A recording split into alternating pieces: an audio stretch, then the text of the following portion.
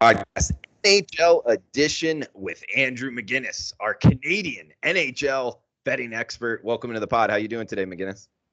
Doing good, Drew. Always look forward to doing this podcast with you. Of course, it's an NHL betting podcast, but the Super Bowl was yesterday. I know you experienced your first Super Bowl in Vegas. How was that, man? I'm sure you had a blast. Good. This morning was really rough, McInnis, but I'll tell you, it was an electric time. If you haven't been to Vegas for the Super Bowl, definitely recommend it. Bucket list type of deal. I mean, this city's wild. I love living in this city for the 5 months or however long I've been living here so far. But yesterday was like next level, man. So I recommend you get here, and hopefully you made it out alive for Super Bowl north of the border, bud. Definitely, yeah. I've been doing a pretty good bash with the same group of guys for about 5 or 6 years now. So it's always really nice, something to look forward to. The food's always great. The company's great. And we got to see a really good game as well. Cashed a few props. So that's always nice. And, came out alive, came out positive. So that's always a great thing. Good, man. Yeah, it was a good halftime show. It was the best Super Bowl I can remember in a long time. And I lost in terms of San Francisco 49ers plus 1.5. Did make actually props about even, but it was a fun atmosphere just in the sports book. Good looking halftime show too, Drew. What's that? A good looking halftime show too, if I might add that. Absolutely. There was some moving and some shaking going on. But hey, McInnis, let's give the people what they clicked on the link for here, man. Some Tuesday on the ice action, betting action here. Montreal, New Jersey. Got to love these NHL game numbers. Number 1, number 2 in terms of the rotation number. If you're following along at home, we got New Jersey, the home team, and the underdog. We got Montreal minus 131 right now at Chris, which would make New Jersey about plus 111 on the other side, home underdog. And for the total, it's mostly 5.5s with juice towards the over. There is 1.6 out there at Heritage. So, McInnis, I'll throw it over to you. Top of the card on Tuesday, Montreal at New Jersey. Well, this is one of those ones, Drew, where I'm super happy we're doing this podcast overnight. You're talking about right now, most of the time, most places you shop at, we're seeing a 5.5. Personally, I'm not moving too many lines, but I feel like we'll see a 6 pretty much across the board tomorrow.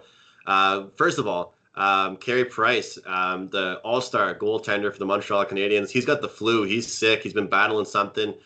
So Caden Primo has been called up from the AHL, the minor leagues, Drew, to back up Charlie Lindgren.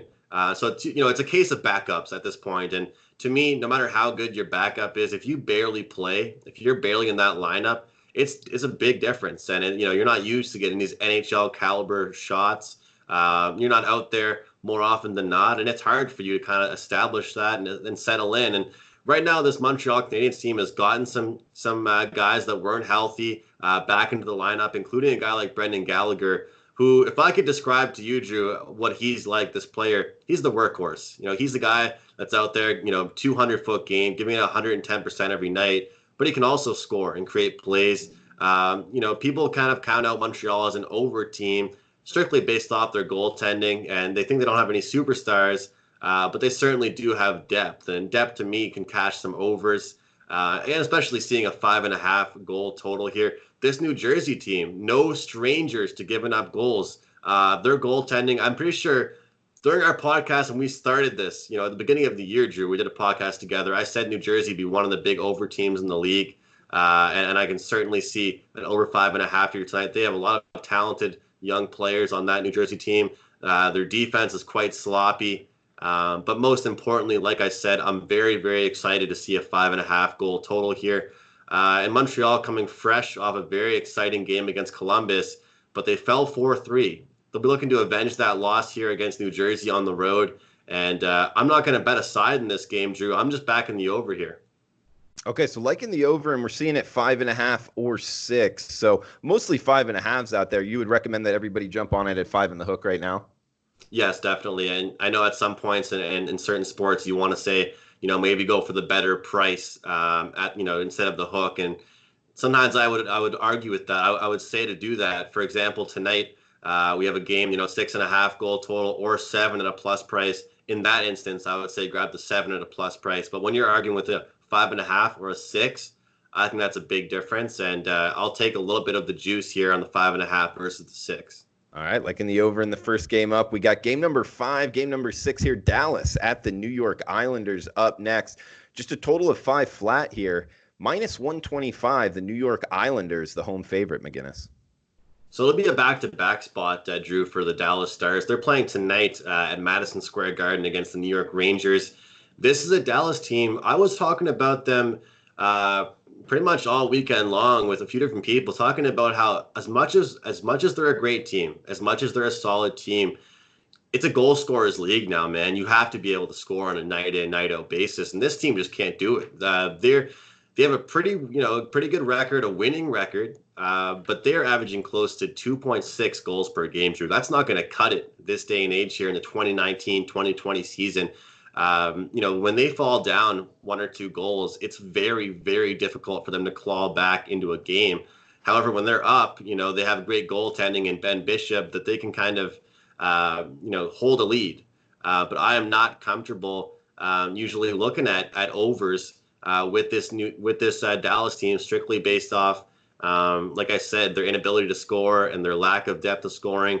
But we're seeing a 5 here as a total. And most of this year, I've actually backed the over whenever I've seen a 5. And, I'm going to go ahead here and once again grab the 5 because as much as I like to say that Dallas can't score, they can score enough to get this total over 5. If this is 6 or 6.5, they're not getting my money betting the over. But like a lot of people say, bet numbers, not teams. And this is a number I'm very comfortable with here. And I think New York, the Islanders, are another team as well, where you can discuss them as a big under team. 2 teams that play that style, very slow pace of hockey. But we look at New York's last few games, 4-3, 4-2, 6-4, 8-2, 4-3. I mean, they're getting up there and scoring some goals. Same thing with Dallas. We saw a 5-3 game here, a 4-2 game there. And we're seeing a 5 as the goal total. You get what I'm trying to say here, Drew. Go over the total in the New York Islanders and Dallas Stars game as well. Lean to the Islanders here at home. And Dallas in their second half of the back-to-back. All right, he's Andrew McInnis. Follow him on Twitter at McInnis Picks. I'm Drew Martin on Twitter at Drew Martin Bets. We're doing this every Monday night for the Tuesday look ahead here. Try to get ahead of some of these NHL line moves. We're going to break down 4 games. We got questions as well and a best bet for the podcast. We got game number 11, rotation number 12 here up next. Colorado at Buffalo. McInnis, we're seeing a total of 6 or 6.5. Heavy road favorite here with the Avalanche, minus 160 on the road. This number continues to climb. If your book or if your, the betting website that you look at allows you to bet the regulation, which means eliminating overtime, I would look at it here as well. But I don't often like to, lay big numbers, but I have locked in right now with my betting account, Colorado at minus 150, Drew. This is a bet on spot for the Colorado Avalanche. In my opinion, they are coming off a loss to the Philadelphia Flyers, but that loss came in their first game post AllStar Break. And anybody that's followed me at all on our shows I do with Wager Talk or through my Twitter, I've been fading teams that have played their first game post AllStar Break versus a team that's already played a game. And that has hit at a very, very good clip. And it's strictly just some teams showing rust, showing that they're still in vacation mode for the first period versus another team that kind of already has a game under their belt. They're back in work mode. And that's what happened to Colorado. They got 6 goals scored against them. Very unusual for a team like that. Now they're going to bounce back. They're a team that I bet on after a loss. And certainly in this situation with a Buffalo team that only has maybe 2 or 3 guys that can score, I can count on Colorado maybe 5 or 6 guys on a night in, night out basis to create chances and to cash in for me. So I know this is a very juiced play I'm giving out here, Drew, but I'm going to say, if you can get the regulation, bet it. If you want the value, look at the puck line. But me personally, I'm on the money line at minus 150 for a great bounce back bet on spot for the Avalanche. I like your philosophy there in terms of betting on the second team back instead of when their opponent's their first game back. How long is the break for the All-Star break in the NHL? Yeah, so that's the thing, Drew. It's completely different for each team, right? So some teams played on Monday of last week. Some teams didn't play all the way until Saturday. So that the advantage was very clear. It happened. It was undefeated up until Thursday, I believe. And I wish I had the numbers here to share with you, Drew, of what it was. Also, on the topic of this, we mostly use the term extended rest, so 3 or more days. Monday and Tuesday to start last week post AllStar break, the over was 10, 2, and 2. So it wasn't as much offense that was kind of rusty. It was the defensive intensity. The goaltending was a little shaky. Those are some things I look at after Christmas, after Thanksgiving, after different stuff. After 3 days rest, some teams perform at a higher level, some teams don't. Perfect example, not to get too off track here, Drew, the Boston Bruins. They've been nothing but perfect ever since the All-Star break. They have an older team. The rest is great for them. They needed it. They're old. Yeah. Some teams need it. Yeah, it wouldn't be the same same situation for all the teams. So interesting there, man. I'd run with that next year. Look to jump on that with you, guys. We got best bet coming up, one more game, and we're gonna hit some questions from Twitter. We appreciate everybody throwing them out here. We do have a podcast coupon code NHL149 at checkout for Andrew McInnis's 30-day all-access package. It will give you every play he releases in every sport for the next 30 days. Coupon code NHL149. He's up over 30% return on investment this year in the NHL. So plus 30% bankroll increase since the start of the NHL season. No cherry picking numbers there, just right from the start, up 30%. So good job, McInnis. Coupon code NHL149, 30-day all access at sportsmemo.com. We got game number 1920 here. Carolina at St. Louis. The Blues minus 135 home favorites. 5.5 being the total here, McInnis. Before I say this, I just want everyone to realize how many games there are. I believe there's close to 13 games tomorrow, something like that. So it might look like I'm betting a lot of overs. These are kind of just ones that I've narrowed in on, and this is another game that I'm going to bet the over strictly off the great number we're getting here of the 5.5. And this is, a St. Louis team that time in, time out, constantly, so often, Drew, we see a 5.5 total with them. But guess what? They have cashed the over in 8 of their last 12 games. 5 straight games against an Eastern Conference opponent. This is a team that have built a reputation for so long of being so good defensive, about having an amazing goaltender like Jordan Binnington.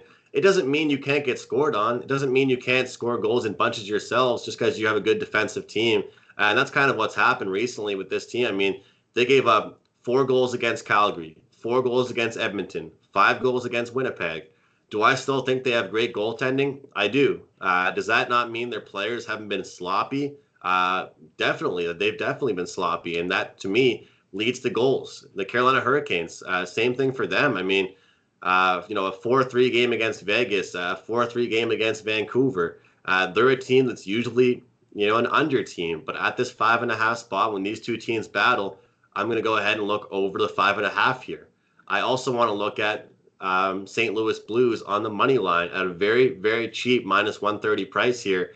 They are one of the best teams at home in the entire league. I think they're top 3 in the whole league at home. And some teams just kind of are 50-50, road home. This is a team where you want to look to specifically bet on when they're playing at home in front of their fans. Of course, the defending Stanley Cup champions. So I'm looking at the St. Louis Blues to get the job done here. They're slumping right now. They're desperate for a win, and I'm also going to bet the over. Good stuff, McInnis. So 4 games in the book. We got coupon code NHL149 for his 30-day all-access package, up 30% ROI this season. We got a best bet coming up. Do you want to give the best bet out now, McInnis, or hit some of these questions first? Let's do it. All right. I'm going to go with the over in that Montreal game, over 5.5. Comfortable with it at 6, but I know for sure everybody will be able to get a 5.5, really no matter when you're betting it, but hopefully people will watch this sooner than later, Drew.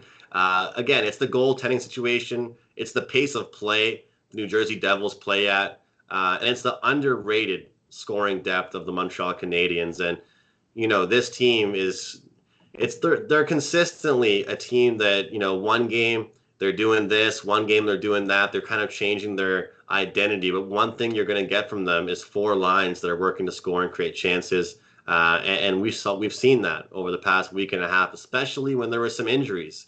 Now they're getting a little more healthy. I love to see it. We're going to have backups in nets. Backups in net usually mean over, Drew, and I think that anybody that follows sports usually knows that.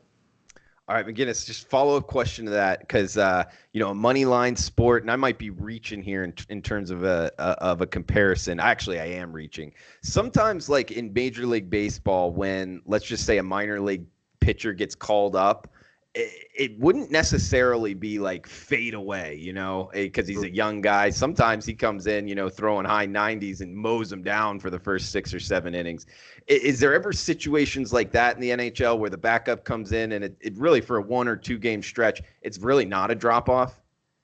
100%, 100%. We've seen that. And a lot of guys that I work with, they'll say, look to fade that guy that you're talking about, Drew, maybe on his 3rd or 4th game in the league versus the 1st or 2nd. So I agree with your point. It's not a reach at all. And I don't know if you can call it focus, but I don't really know the word I'm looking for. It's more so just, I guess you're on your game for a game or two, and then it's like, holy crap, this is 4 or 5 games of NHL caliber shots. Then you start to realize, this is a little bit different than what I'm used to maybe. So, like you said, that guy in the MLB that's throwing the heaters for, a few innings, he might not last, 4 or 5 innings with that same, success. Right. Okay. So game number 1, Canadiens over 5.5 minus 125. That's the bet. That's the play. All right, I'm locked in on my Westgate app here. So first bet in NHL for me in quite a while. Might be the first one all season, unless I've made one before and I lost it. Therefore, probably forgot that I made a bet, McInnis. But I'm in there with you. So hopefully everybody out there, we got over 5.5. Tomorrow's game, Montreal versus New Jersey. Talking tomorrow, February 4th. Tuesday. So good stuff, McInnis.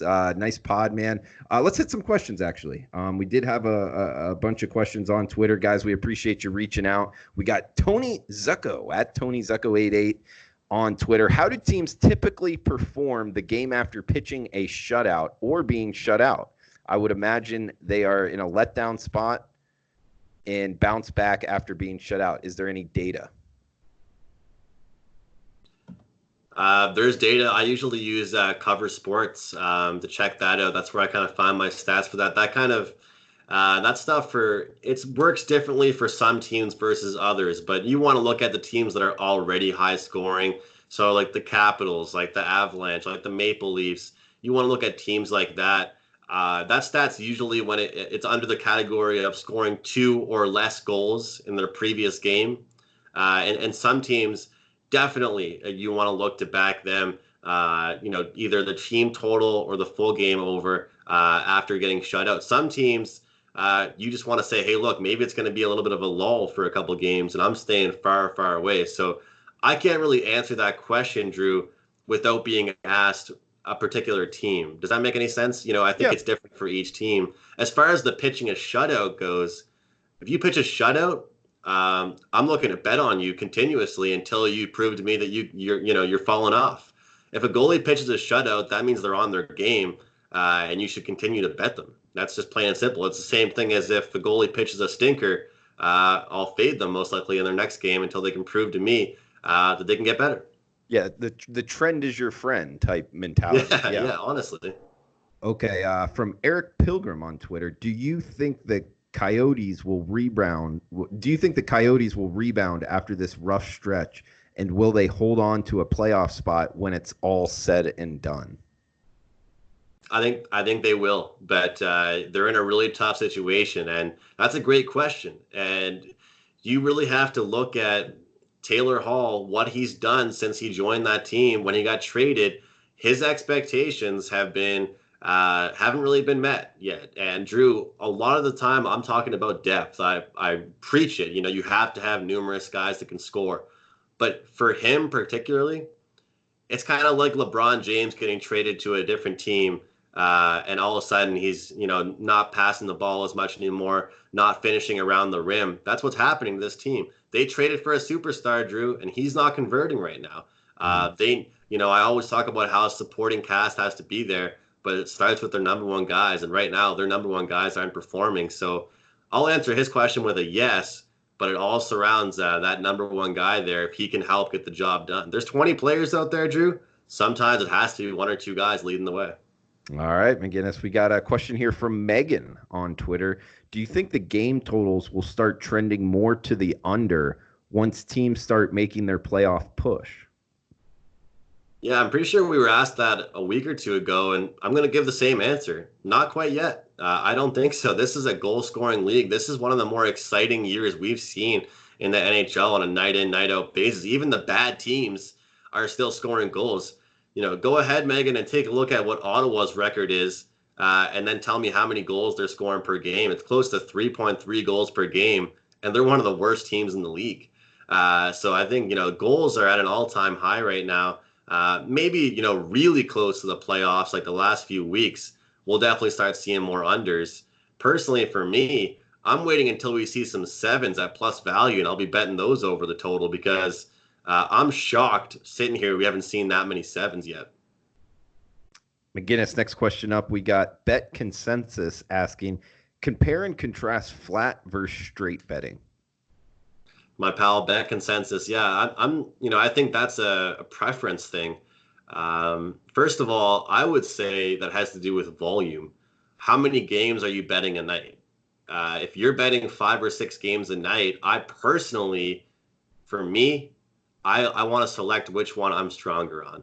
Some people might say, if you're going to bet 4 games a night, bet the flat rate, bet one, a certain amount, 1 unit on each of those. I'm not that kind of bettor. My clients know that about me. Usually I have 1 or 2 bets I like a lot more than the others, but the other ones are worthwhile to make the card. So, I think in hockey in particular, you can be following a trend or you could think something's a good spot, but it might not be your favorite bet of the night. So I wouldn't want to make that play equal to another play that I love. Well said, McInnis. We got Abdul on Twitter at FatWoodsBeats. Why do bookmakers keep disrespecting Baylor with these single-digit spreads? I'm not really sure, Drew, but I'm taking advantage of it right now. That's for sure. So I'm not sure if he's been buying the plays or seeing my tweets, but I'm taking advantage of it right now, and will continue to do so as long as I can get some good numbers with them. So you've been betting I know Baylor, you're a college basketball guy too, so I'm sure you can probably answer that better than me. You're close with some odds makers.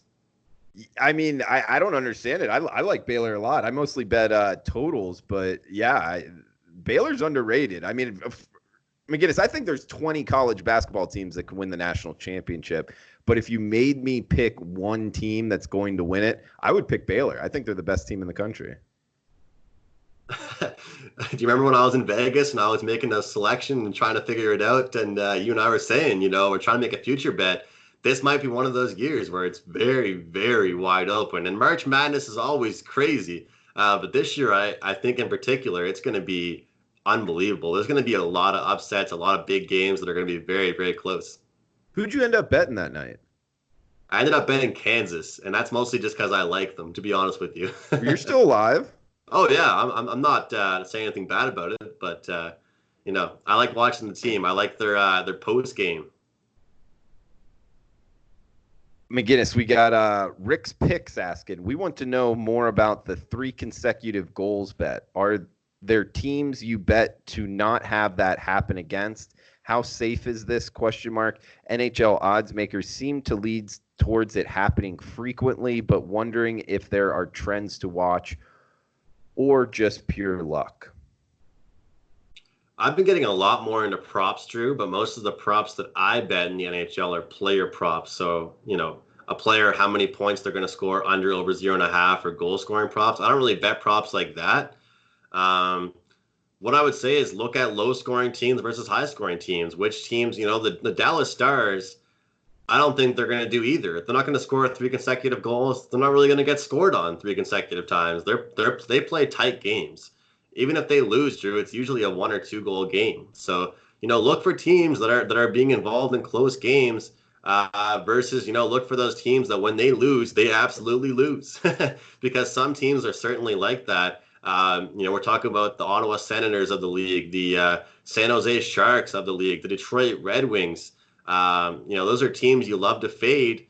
And if you're looking at a team like the Red Wings, for example, and you want to fade them tonight, but you're seeing a minus, 280 to fade them on the money line, maybe take a shot with that, for them to get 3 goals in a row scored against them at a pretty good price. To be honest with you, Drew, I never really heard of that for hockey, so I'm just kind of improvising here. Okay. All right. Good stuff. McInnis up 30% ROI, return on investment in the NHL. Since the start of the season, guys, we got coupon code NHL149 for a huge discount on his 30-day all-access package that will give you the next month of plays in every sport. But the coupon code is NHL149. He's hit his last 6 straight NHL 5% plays. So jump on that, sportsmemo.com. Good for the next 48 hours. Coupon code NHL149, 30-day all-access package. McInnis, anything else you want to throw out there before we shut this down? Yeah, just regarding, buying that package and different things. A lot of times people out there checking out the website, they see 1 or 2 plays advertised. Well, the other day, and this is just full transparency, Drew, I had a 7-2 night. I know that's a lot of picks. That's a lot of picks. But the plays that lost, the 2 plays, were in a package that was advertised on the site. So the people that had all access to every one of my plays I release, they went 7-2. If you bought a package from me, it was 0-2. So I really encourage anybody that's looking to bet long term, invest in somebody. Don't just look for a 1-day thriller. Look for a 3-day pass, a 7-day pass, a 1-month pass. That way you can get to know somebody from a longer term. Just like Drew, for example. 5 years of proven long-term success with college basketball. If Drew has 1 losing day, you can't write him off when he's proven to you that he's won for 5 years, So that's all I wanted to say. Not really too much of a salesy kind of guy, but I just wanted to say it's good to go longer term. It's not for our benefit. It's for your benefit to have a longer period of time to go positive ROI. Well said, McInnis. At McInnis Picks on Twitter, at Drew Martin Bets on Twitter. Guys, feel free to reach out with any questions. We'll be doing this next Monday night as well for the Tuesday NHL Look Ahead. Best of luck with your bets, guys. We'll be back tomorrow talking XFL. Yes, the XFL, Professional Football League with Robbie Vino. We're going to be handicapping it here at sportsmemo.com. So stay tuned. Tuesday's podcast, XFL. Best of luck with your bets until then.